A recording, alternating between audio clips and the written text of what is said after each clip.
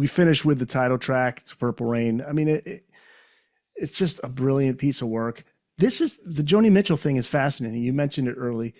This, tell me about this. I never knew this. There's a connection with Joni Mitchell on this song. Yeah, and part of this is like my theory about it. And just speaking at length with Wendy and Lisa about their shared admiration of Joni with Prince, that was something that really bonded the three of them together musically.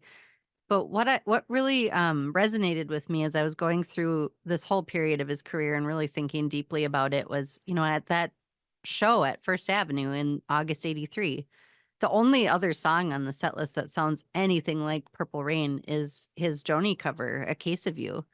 And it's really spare and beautiful and kind of atmospheric and slow. And it just it kind of puts this little breathing space in the set. And it's just like a really tender moment.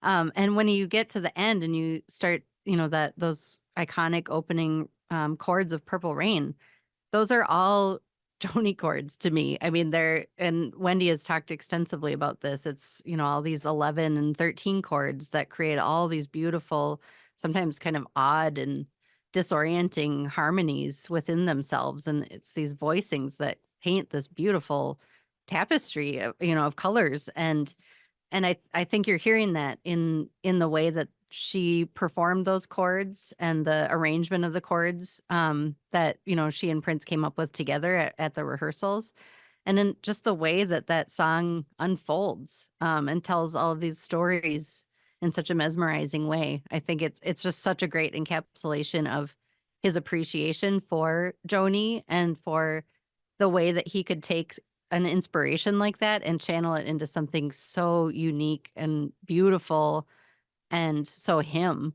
But it doesn't sound like anything else he'd released up to that point. No, So it's not just at all. such an interesting part of his career and his story. And it, of course, lived, on and on and on. That was the song that people wanted to hear when he was playing concerts throughout the rest of his life.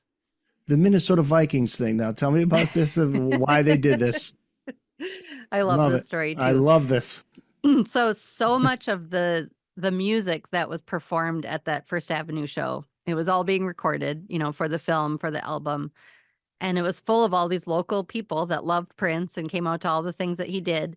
But most of that song or most of that set list was brand new. So they weren't familiar with it yet. So they were silent. They, Right. there was no clap of recognition as these now iconic songs are They weren't starting. familiar with it. They're Brand just like, new. huh, Yeah. like cool. So it was, they were kind of stunned into silence. And David Z, Bobby Z's brother, who was a producer, is a producer and, was really close with Prince and helped him a lot. He actually helped Prince record his demos, like as he was starting to shop around to labels.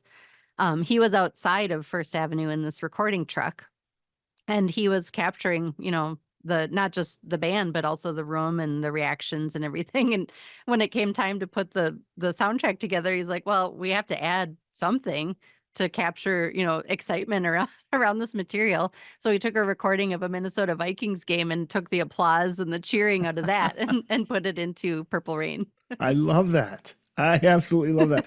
One other really cool piece of trivia, and I apologize, I don't know if it's in your book or not, but the Stevie Nicks comments about she could have been on this song, according to her. Right. Right. What? Yeah, 'cause they had come so close to working well, they did work together, but they Right. wanted to actually write together.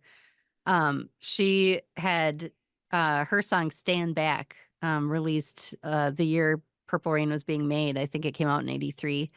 And that was really closely inspired by Little Red Corvette. Yeah. And she actually, it was so close that she had to call Prince and ask him permission to rip rip him off, basically. Yeah. And then he And plays on it, right? Didn't yeah, he like went right from he gets off the phone and he's like there in like an hour or yes, whatever it was. And yeah, yeah, he's playing the synths on that, I believe. yep.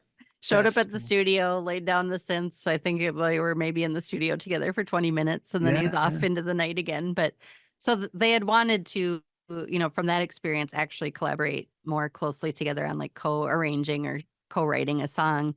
And she had the opportunity. She was presented with that early demo recording of Purple Rain, and she turned it down.